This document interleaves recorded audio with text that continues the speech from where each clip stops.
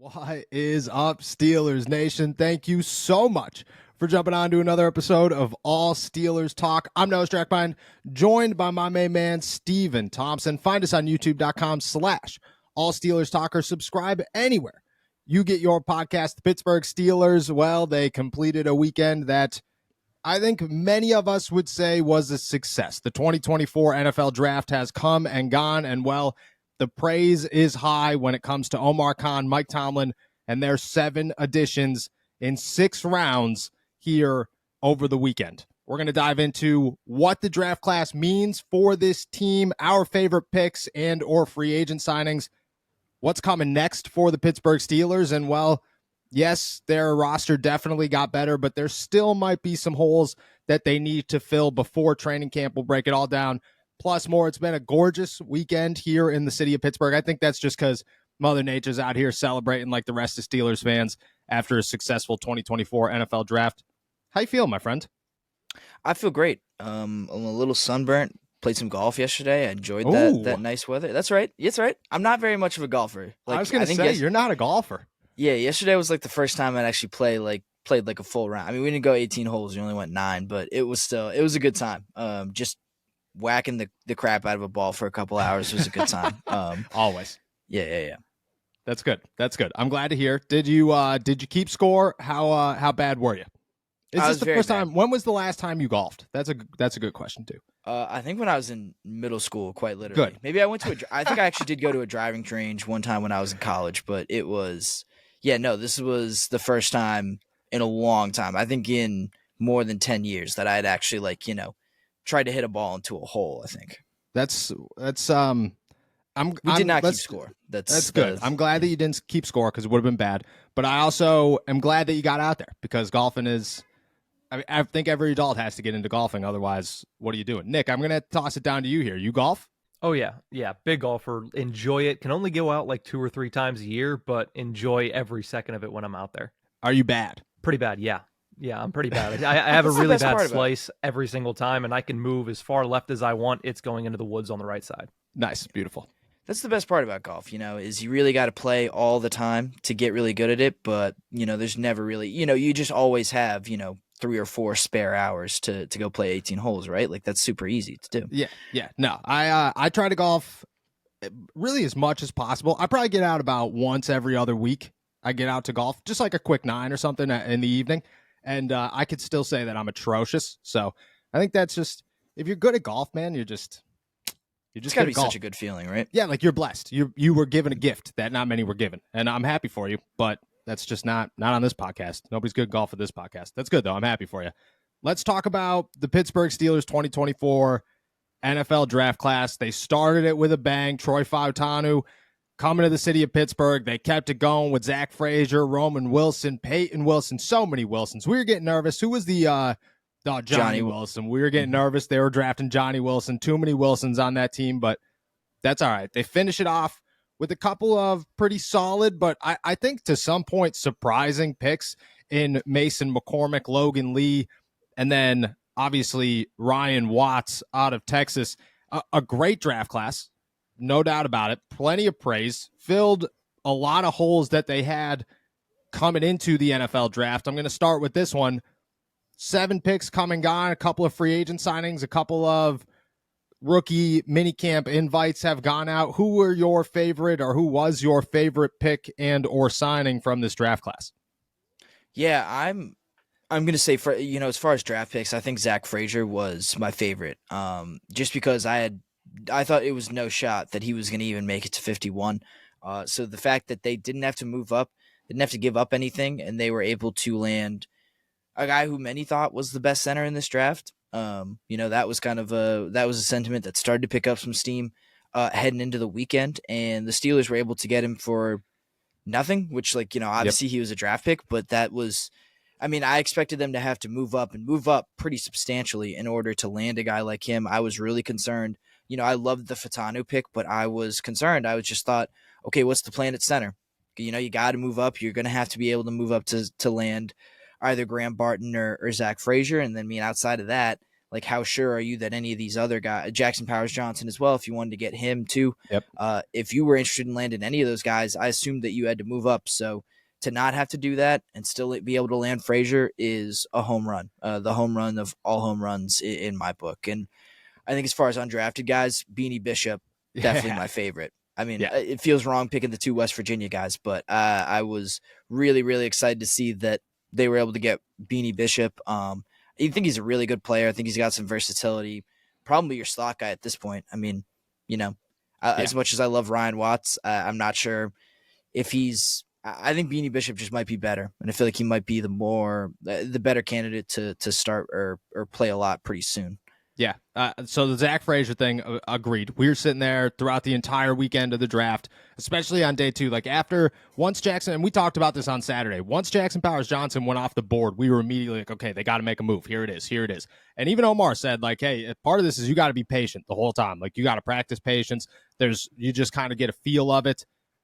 I mean, to wait it out for Zach Frazier was a ballsy move that worked out so well for the Pittsburgh Steelers. Like, to not give up any draft capital and come away with the 3rd best center in this draft and a guy that, I mean, some people are saying might be the best center in this draft. Like, that's massive. And then to start it off with Troy Fautanu, that's like your offensive line just got so much better and you didn't have to do anything about it. You just sat where you needed to sit and to get that guy. And then you kept it going with 2 more guys that I don't think many people expected to fall to where they fall. So I 100% agree with that one. My favorite pick in this draft is probably Roman Wilson. Zach Frazier and Troy Fautanu are like the easy answers. So I'm going to try to give a curveball here. I mean, I think I agree with Zach Frazier. Troy is ridiculous. I mean, the whole draft class, but the offensive line as a whole is massive. But I'm going to switch it up. I'm going to go Roman Wilson. I think Roman Wilson has the ability to really be anybody that he wants. People are comparing him to Hines Ward. I mean, I think this guy could quickly turn into a Cooper Kupp in the NFL that could play the inside, play the outside, is great route runner, is super physical, can do it all on a football field, reliable hands, great instincts, especially near the red zone. I look at Roman Wilson as a guy that you could be like George Pickens is your wide receiver 1 right now, and I agree with that, but I think Roman Wilson has the ability to be the guy that you could build an offense around, like a passing game around at least, where you could look at it and say, we have the ability to move him anywhere we want to move him and make it work, and therefore we could utilize George Pickens for his strong skill sets, and we could add one more to utilize him for his strong skill sets. But Roman Wilson could be the chess piece in this passing game. I think he's got that type of upside. I'm a massive fan of Roman Wilson and what he brings to the Pittsburgh Steelers and what he's going to be able to bring long-term to the Pittsburgh Steelers. Plus, just an immediate thing. I mean, if the Steelers are going to run the football, and they are going to run the like, you don't build an offensive line the way that you just built an offensive line for the Pittsburgh Steelers and say, oh, we're going to throw the football all the time. You're going to run the football. And to have Roman Wilson, who might be the best blocking wide receiver in the NFL draft, I mean, that's a massive gain for the Steelers. And then signing-wise, I mean, Beanie Bishop's the easy one. Like, I agree with you 100%. That dude is a stud. I am shocked that he did not get drafted. I'm more shocked that the Steelers went with a guy like Ryan Watts over Beanie Bishop. They must have had some insight that he was not going to get drafted in this one. All-American last year. I mean, this dude's going to come in here, and I think he really does. I think he's got an instant shot at the slot corner position, and he's got Mike Hilton vibes. He gives me the Mike Hilton undrafted, could come in here and immediately make an impact type of situation. I think that he's going to be a fan favorite. I get it, he's a West Virginia guy, but I think that's okay. I'm a big fan of Beanie Bishop. I would say Roman Wilson and Beanie Bishop are my go-tos here. The theme of the weekend was getting guys well past where they were kind of projected to go, where they probably should have gone. I mean, like even Fautanu all the way down to Bishop. I mean, none of these guys I think were expected to be in the positions that they were when the Steelers drafted them. And I think everyone kind of expected a trade at some point, and there just wasn't. It was a somewhat, not a boring draft, that's the wrong word, but it was a I don't know, for at least the Steelers, it was pretty ordinary, Yes. Like nothing crazy happened. It was just good players falling to them at positions where you didn't really expect them to fall to them. And that applies even to a guy like Bishop in the undrafted free agent kind of market. Yeah, I agree. We expected more excitement, I would say. It didn't happen, and it still turned out to be, I think, a better draft class than anybody could have expected this draft class to turn into. Nick, I'm going to send it to you again. Your favorite draftee and or signing this past weekend? I mean, my favorite draftee is a little chalk. It's Fautanu, but not just because you bring in a guy that's immensely talented, not just because you bring in a guy that can play multiple positions, but you also put yourself in a position to get more out of your first round pick from last year. You put Broderick Jones back where he's supposed to be, and all of a sudden that one pick turns into something that could help your line in two different spots. But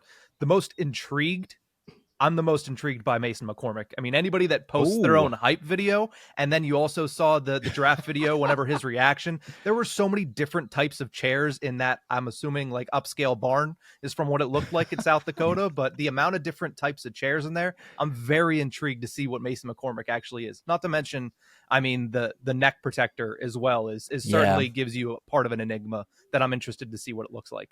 Yeah, 100%. We were talking to Pat Meyer after the draft. A couple of the media guys, me and Steven were there, and he said that he called Mason after, like, a couple hours after the draft, like, everything calmed down, blah, blah, blah. And he's like, "Hey, what are you doing?" He's like, "I'm just grilling some walleye." And I'm just like, that's just as South Dakota as it gets, man. Like, he's like, he had his draft party, and it had to be an upscale barn. Maybe, I don't know, maybe like a Legion, an American Legion. It was something. Like, I thought it was a shipping container. I looked at it and went, that's just a giant shipping container that they're hanging out in with an elk head on the wall. I very much so agree with you. I think Mason McCormick is as interesting as it gets. Or Steven, I'm going to ask you this. What do you think it means? What do you think the Mason McCormick pick means for the Steelers offensive line? Because I think that's what the question was, is, okay, like, they got all their positions. Now they're grabbing another guard, and you're thinking, there's got to be a reasoning here, right? Yeah, I think the Mason McCormick pick is really interesting. I'm glad you asked about this, because I was kind of thinking the same thing throughout this weekend, and then when I woke up again this morning, Isaac Seumalo, been very good for them. Yes. And been pretty durable too. Like, hasn't missed. I don't think he missed a game last year. He was sitting out of practices sometimes for vet days, but that's pretty standard. That's not surprising at all for a guy his age. I wonder if this is kind of the backup plan. I wonder if this is just assuming that, Isaac is gonna either end of this year, maybe end of next year, call it a career, maybe call it an end, maybe move on to something different. And this is where Mason McCormick would step in. I think that's the ideal situation to use a fourth-round pick on, to use a guy who came from a smaller school and may need a year to kind of acclimate to NFL competition, the size, the speed, and all of that. I think he's a good player, but I think he could definitely use a year or two, kind of a redshirt year to learn for some vets and, like I said, catch up to everything that comes with being in the NFL. So that was where my mind first went, was that this guy is the Isaac Seumalo replacement. They're going to try to make that transition as seamless as possible whenever it does happen. I agree. I look at it, people are talking James Daniels, or I think Isaac Seumalo, his contract ends in 2 seasons. Nate Herbig's contract ends at the end of this season. I look at it as maybe one of 2 ways. Like, it's either a replacement next year as the backup swing guard for the Steelers to replace Nate Herbig, and then in 2 years, or I guess 3 years, it is a potential starter at guard to replace Isaac Seumalo. I think that's the way that they might view this. I mean, you got it. Like, Isaac's 31 years old. He's gonna, by the time it's all over, he'll be pushing 34. Like, I think that's a good spot to start preparing. And I agree with you. I think a 4th-round pick, a guy that played at South Dakota State who has a ton of potential, could develop into something bigger. But for right now, it's good to not have any pressure for him to even be a backup. It's just, hey, you're the number 3. You might be active on game days, but you might not be active on game days. Nate Herbig's still around, and then we develop you into whatever. It's the same thing with Spencer Anderson. Like, I think those 2 can be pieces where the Steelers view them more long-term than right now, but because they don't have pressure, they could develop them. I think it was a great way to go about it. Like, you didn't pin yourself up to, or put yourself in a corner. you just kind of prepared ahead of time. And I get it that people are going to bring up like, oh, you need other needs. Yeah, definitely. But if you found yourself with a missing guard, all the work that you just put into the offense now has another hole. Now you don't have to worry about that because you could try to develop Mason McCormick into something like that. And the Steelers have had a lot of success over the years doing those types of things. I agree with you, and I agree with you, Nick. I think it's the most fascinating pick. I think it's a dude who's going to be a stud for the Pittsburgh Steelers in a couple of years, and I'm excited to see where he is day one because he showed out during the East-West Shrine Bowl and really all that stuff. So I'm a big fan of McCormick. I mean, it's hard to not be a fan of anybody in this draft class. It's a pretty big place to be. I want to talk about, Omar's words and a potential acquisition post NFL draft, but I want to ask this question because I think that's the bigger piece of where we stand right now.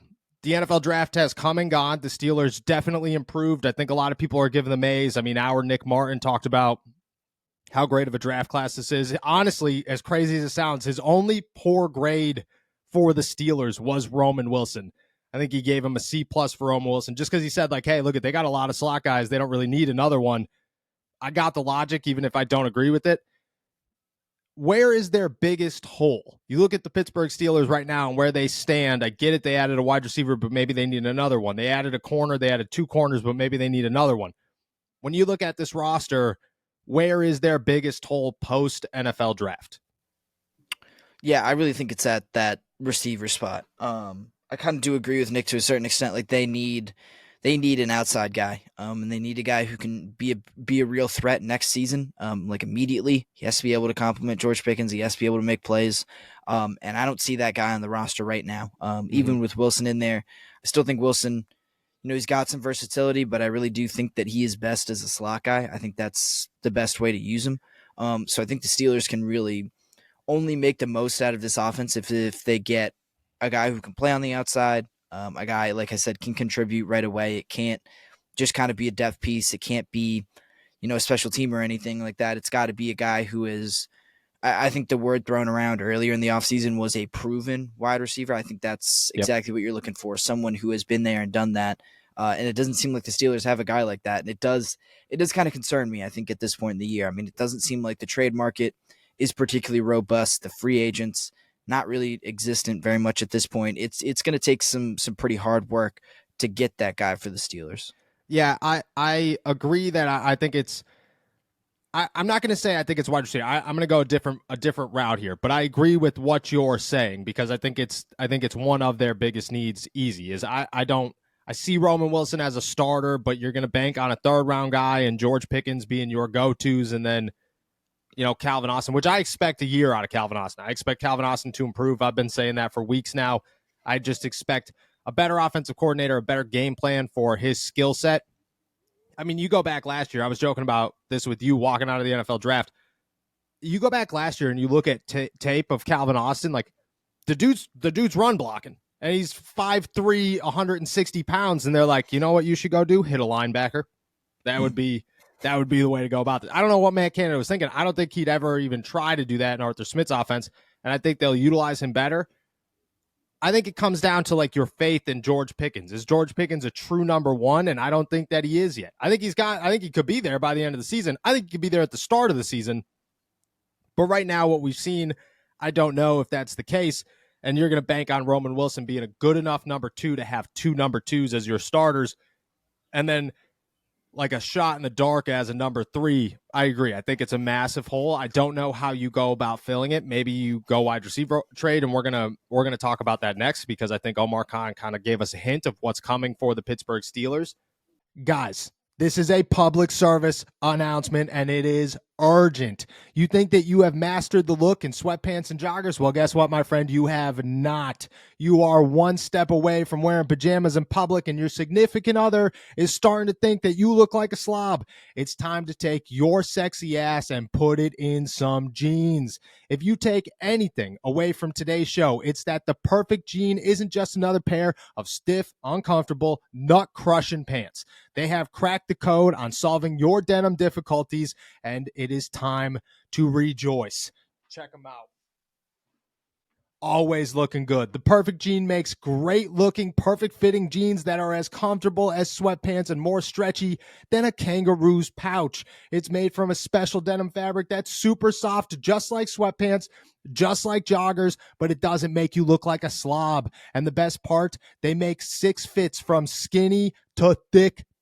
Waist sizes from 26 to 50 and lengths from 26 to 38. So whether you are a thick guy or a short king, or guess what, anything in between, they perfectly fit your body and accentuate your assets. Pun intended. Trust us when we say that these are truly fucking perfect jeans. Once you try them on, you'll never go back. Once again, boom. For a limited time, our listeners get 15% off their first order plus free shipping at theperfectjean.nyc, or just Google The Perfect Jean and use our code ALLSteelers15 for 15% off. Look it, I have been looking for a while. I have been talking to my fiance daily. I need to find a look. I've tried them all. I tried khakis, I tried joggers, I tried sweatpants, I tried shorts. Nothing fits me like the Perfect Jeans fit me. The Perfect Jean doesn't just stop there, though. They've revolutionized t-shirts as well. The Perfect Tee has just enough stretch to hide the beer belly while accentuating your arms and chest for that flawless look. It's soft like butter without shrinking in the wash like all your other t-shirts. It's just, perfect.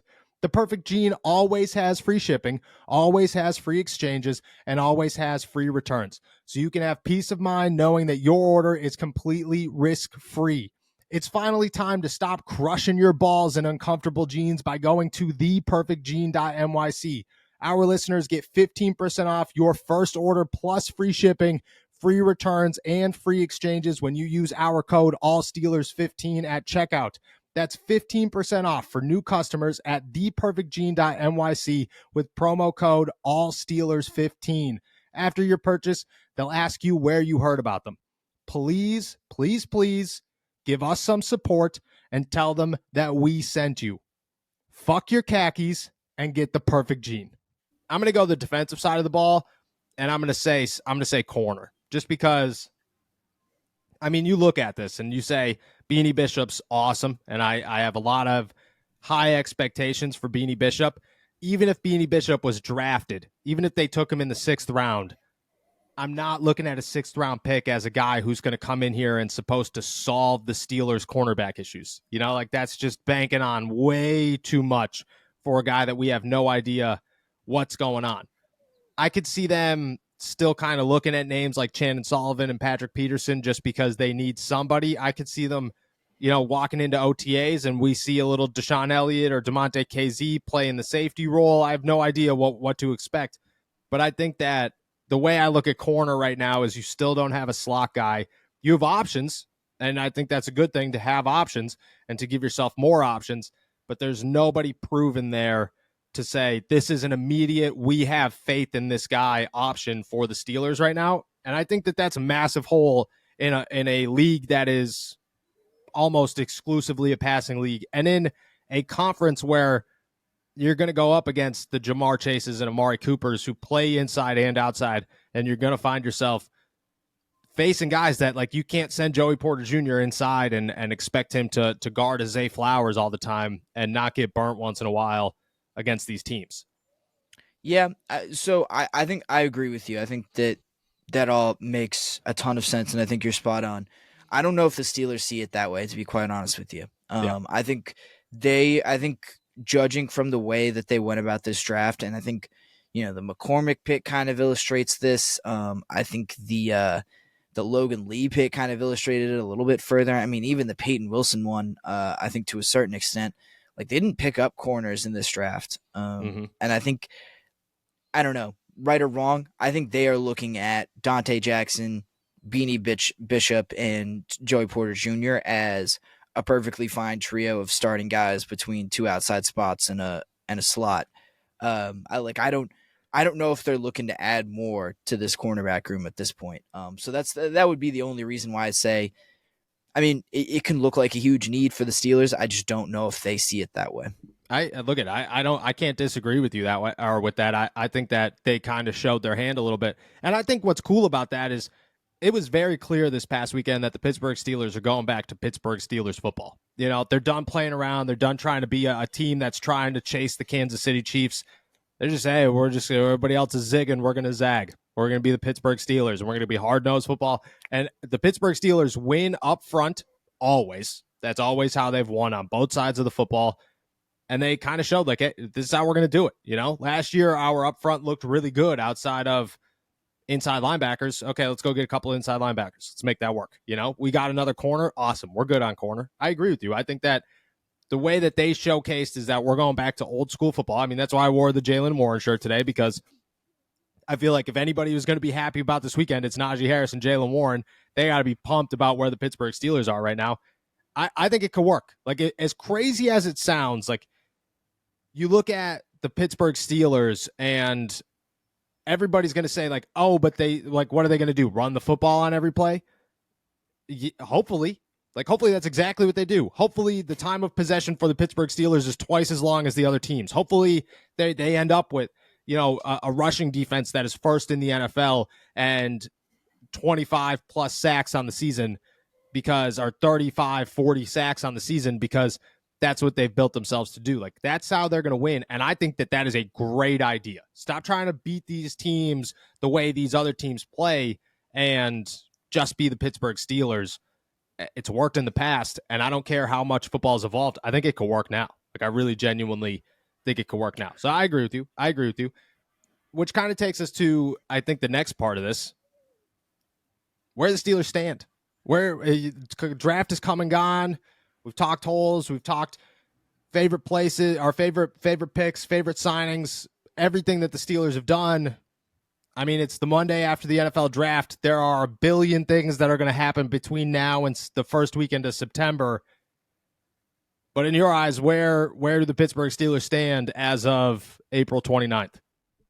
Yeah, they look like a team to me that can, you know, I don't think they're in that first tier of, like, you know, of AFC teams in terms of, you know, Kansas City or Ravens, or, I mean, I'd even put the Houston Texans up there right now after all the offseason additions they made. Yeah. But, like, I mean, you know, the Bills kind of fell off a little bit. Like, I'm not super confident in the Bills. Like, they lost a ton of talent and didn't seem to have any interest in replacing it. I think you can say the Tennessee Titans are pushing, but they don't really seem like they have a ton of pieces that all fit together. They still have some holes as well.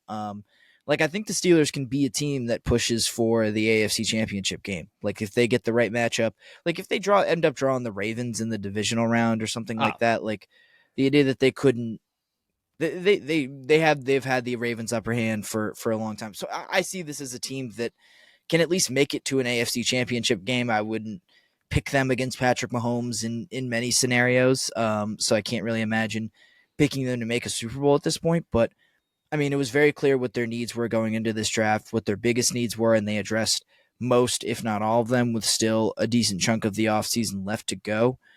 So I'm more confident in them than I was before, and I was still pretty confident after their first free agency period about what they had added and what they had made happen. So I'm very high on this team. I'm very high on this roster. Like you said, I think they have showed their hand a little bit, and they showed you what they're going to be, or at least they told you what they want to be. And I still think there's room for that in the NFL. I mean, I think, you know, we've seen over the past couple seasons that there's been a little bit of a rebirth in terms of the kind of ball control, ground and pound. Like, running backs have value again. Offensive lines have value again. Defenses have a ton of value again. Like, it's weird. The Kansas City Chiefs winning this past Super Bowl, it wasn't really, you know, Patrick Mahomes and the offense weren't really the star of the show. It was their defense that was really the better unit on this team. So I think having an offense that is good enough and a defense that is elite is a way to win. It's a formula for winning in the NFL, and the Steelers are going to chase that formula this season, it seems like.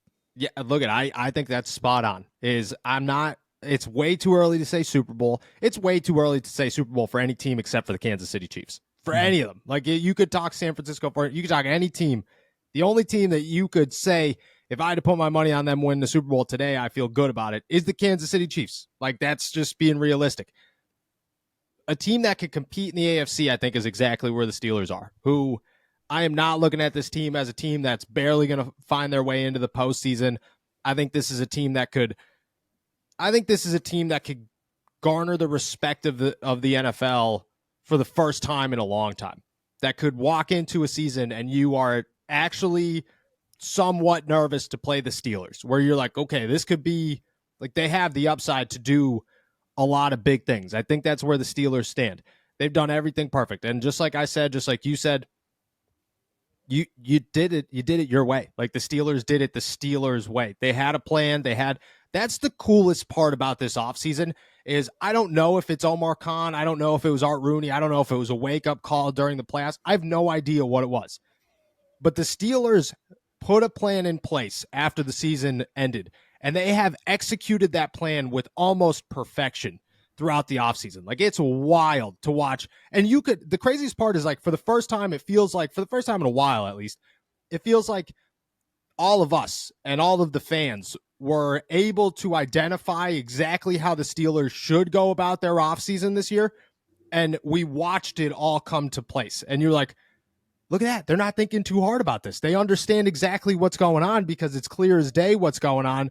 And they just went and they fixed it. I think that right now just like you said, it's too early to say Super Bowl. You don't know anything about it. You've never seen them play together. There is a long way to go. Anything could happen. But a team that could compete in the AFC, I think I feel really good about. And I think that, optimistic fans will tell you that there's a shot, and, non-optimistic fans will tell you, like, worst case scenario, this team's definitely a playoff team. They definitely look like a playoff team, and I think that's a great place to be. Right, because I think I look at them, and I think this is kind of connected to the idea that they're going back to kind of traditional Steelers football. As I think they raised their floor quite a bit. Yes, I don't think you are going to see, even in a worst case scenario, losses to multiple 3-win teams in back-to-back weeks like we did last year. Yes. You're not getting Patriots and Cardinals losses, especially back-to-back. You're not getting multiple of those, I think, this year. I think they're just going to be simply too physical up front. The defense is too good and too deep and too complete. And I think the offense is going to, just by nature of being able to control the clock, being able to run the football, like having a little bit more, I don't know. I'm going to say competence because that's the only word that comes to mind. It's true, though, yeah. It's just like the floor is so much higher for this team, and they've already established the floor is pretty damn high for them. Like last year, I feel like you talked to Steelers fans, and last year was an unmitigated disaster for 14 or 15 weeks, and then the last 3 weeks of the year kind of revived things a little bit. Yes. I don't think you're going to look at it that way this year. Like for a team that still won 10 games last year in the regular season, you can already count out at least one of those losses to Arizona or New England or anything like to a 3-win to a team that picked in the top 5. I just think the steps that they needed to take to get better and to become a 12-win team, a 13-win team, they made, and they can eliminate some of the small, like, silly mistakes and the small silly slip ups because of the way that they're going to play next year. Yeah, I agree. So that takes us to the final piece of the puzzle here, the final thing that came from the NFL draft, the final thing anybody wants to talk about right now, and that is what's next. Where do the Pittsburgh Steelers go from here? And Omar Khan was asked very firmly, hey, what's going on with wide receiver? Do you feel good about wide receiver? Is that where we're going next? And he said, well, quote, we'll see. Like I've said, if there's ever an opportunity to improve the team, we'll look at it. And if it makes sense, we're going to go after it. But yeah, we restructured Alex Highsmith's contract, and it puts us in a position to be flexible with some of the things if there's an opportunity to do so. We were sitting right there, and I think we both had a little bit of the same thought. So I want to hear you say it. What went through your head when that came out of Omar Khan's mouth? They're 100% still looking to make a move. But they are in active talks. I think they are getting annoying to the 49ers right at this point, just calling just about every day, asking about if is one of those receivers eligible to be traded. I bet they're annoying the Denver Broncos too. I bet they're working on really blowing up their phones a lot as well. Omar Khan's never one to tip his hand that much in a press conference like that or in a setting like that. But I think I think there was enough there that if you read between the lines, if you have listened to Omar Khan speak enough, that he left the door. Him leaving the door open is him saying we're being really aggressive. Is his version of saying we're being really aggressive in this market. So yes, I don't think the fact that they didn't trade for Cortland Sutton or Deebo Samuel or Brandon Ayuk means that they aren't interested in those players. I just think that there wasn't a deal that the 49ers or Broncos were willing to respond to. And, maybe after the draft, I was looking at the Denver Broncos picks. They drafted 2 wide receivers. They took Troy Franklin pretty early. I don't know. Maybe they are preparing for life without Cortland Sutton. Maybe they just need to have those pieces in place before they moved on.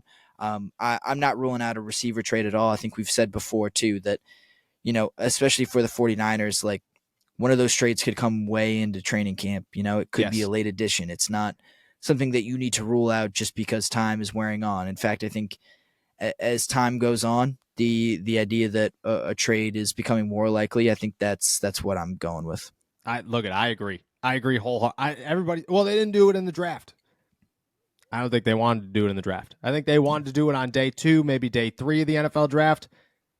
I think once every team was like, nah, that's too low, they said, that's fine. We'll wait it out. We'll wait till a month from now, 2 months from now. We'll wait till training camp. I think Brandon Ayuk and Deebo are still very much so on the table. Cortland Sutton's the guy that I think, if we want to start talking about a realistic, this could probably happen for the Steelers, Cortland Sutton just makes too much sense. Too much sense. The Denver Broncos did not give away their hand at all. They drafted a quarterback, and immediately everybody went, oh, okay, well, they want Cortland Sutton to stick around. They want a veteran guy for their guy. Okay, yeah. Then they added 2 wide receivers, including Troy Franklin, and you go, okay, well, now their wide receiver room includes Cortland Sutton, Denzel Mims, Tim Patrick, Lil Jordan Humphreys, Troy Franklin, and, another rookie, and you're going, okay, that's a lot of wide receivers. You're not going to keep all those wide receivers. Who are you going to get rid of? You're going to get rid of Lil Jordan Humphrey. He started for you next year. You're not going to get rid of Denzel Mims. Who are you going to get rid of? Cortland Sutton. That's who you're going to get rid of. They've been looking to get rid of him for a while. His cap hits over the next 2 years are $13 million and $13.5 million. He's got $3 million left in guaranteed money. The Steelers are sitting there going, we can make that move and we got money to spend. We still have money to spend after that. Like, why would we not make that move? Plus, he's going to be cheap. And I think during the draft, his stock rises. You could look at him and say, hey, this is a 3rd-round pick. I think a month from now, Cortland Sutton gets dealt for a 5th, maybe a 6th-round pick for the Steelers, because at that point, the Broncos, like, they didn't make a move when it was timely, and I get that, and I think that was possibly their fault, but also possibly both sides' fault. I think a month from now, the Steelers call and they could say, hey, look, we'll just give you something. Who cares? Like, you want that money anyways. Go sign somebody else. I think I think a Cortland Sutton trade is very much so on the table for the Pittsburgh Steelers and very, very realistic at this point. Yeah, if not, like, likely. I don't know. Like, It seems like I don't know. I haven't heard of any other team connected to a Cortland Sutton trade. Nope, none. And I look at it and say this is, like, they're just waiting. So I would say that that's a very, just like you said, possibly likely situation for the Pittsburgh Steelers. It's just a matter of time. And it could happen any day now, but I would imagine the more time that passes and people are going to say, oh, we're overhyping this. I wouldn't rule it out until day 1 of the NFL season. When they walk into week 1 and there is no Cortland Sutton on the Steelers roster, that's when you go, okay, all right, well, there it is. It's gone. We missed it. But before, right up until then. And then he gets moved in week 5. And then yeah, because the Steelers realize they need a wide receiver. That's it makes too much sense. The Broncos, they did not do a good job at hiding anything, and you can say whatever you want, but Benjamin Albright's sitting around saying they've been trying to move him for a year now, and they got rid of Jerry Jeudy, who was a little bit just about as expensive and younger and probably had more upside, and it just makes too much sense to sit here and say Cortland Sutton's going to be gone from the Denver Broncos and probably on the Steelers roster anytime between now and the first weekend of September, and probably after that as well, depending on how George Pickens and Roman Wilson play together in week 1. So I'm not ruling it out. With that said, we're heading out of here. Thank you guys so much for jumping on to another episode of All Steelers Talk. Make sure to subscribe to us on YouTube, youtube.com/All Steelers Talk. Check us out anywhere you get your podcasts. And as always, find all of our work at si.com/NFL/Steelers. We will be back tomorrow to talk more NFL draft and what is to come with this rookie class and the rest of the Pittsburgh Steelers roster. Enjoy another beautiful day in the Berg. Peace.